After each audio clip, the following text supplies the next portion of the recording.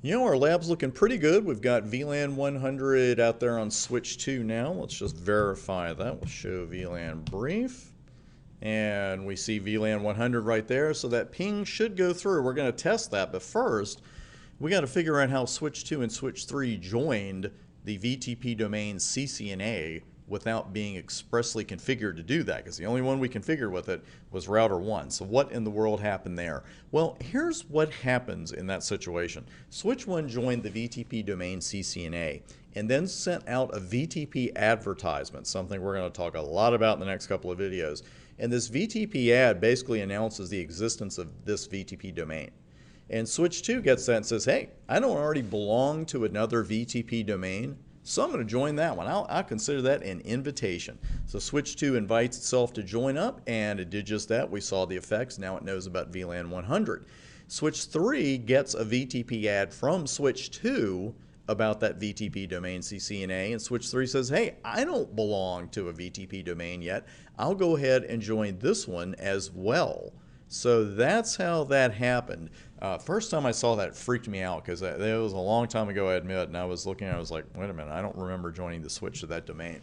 Now, the only time that this happens, this dynamic joining of a VTP domain, is if that switch receiving the ad does not already belong to a VTP domain. In other words, you're not going to overwrite an existing membership. And actually, let's just prove that right now while we're here. Let's go over to switch 3, and we will explicitly join the VTP domain CCNP.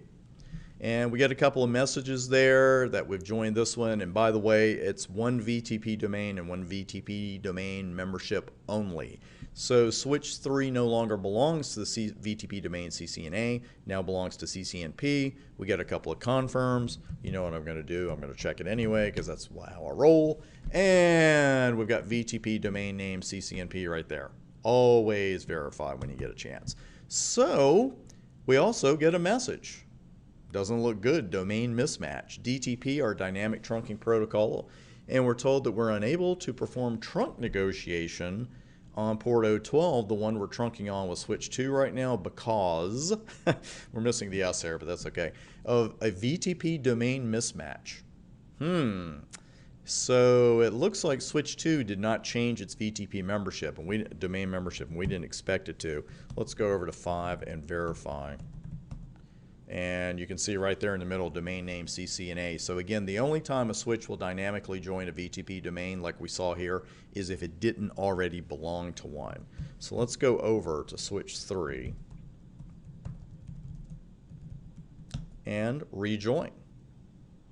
And we got to confirm there. We're also going to check our trunk here in a second to make sure we didn't lose that, because without that trunk, we will never be able to ping. Let's do a show VTP status first. And we've rejoined CCNA right there in the middle. And we'll do show interface trunk, make sure our trunk is still up. Everything looks fantastic. So now, can our host ping? They're both in VLAN 100, and now our switch in the middle, if you will, switch 2 knows about VLAN 100 thanks to the VLAN trunking protocol. Let's go over and send some pings. Try that again. 10113. Goes right through. It's a beautiful thing. And that's all there is to it. So again, it's a great troubleshooting lab on top of everything else, because there's nothing wrong with checking, where you were, where you just configured something. And that was switch 1 and switch 3. So we checked those out. They had VLAN 100 and everything looked good. But for VLANs to work like that, the switches between your two endpoint switches have to know about that particular VLAN as well. And that's what VTP does. And again, it's so much more efficient than trying to keep up with that manually. It will drive you crazy trying to do that. You don't want to get into that business. Coming up next, we're going to look at something, actually, let's look at it now. When I said coming up next, I meant coming up next. We've got show VTP status. We'll talk about these versions a little bit. We're more concerned with just getting the operation down. Definitely going to look at that revision number.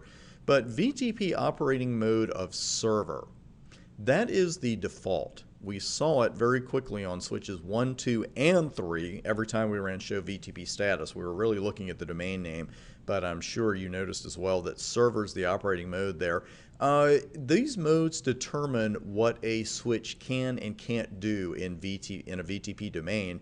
And coming up next, you'll see exactly what they can and can't do in each one of those modes. See you there.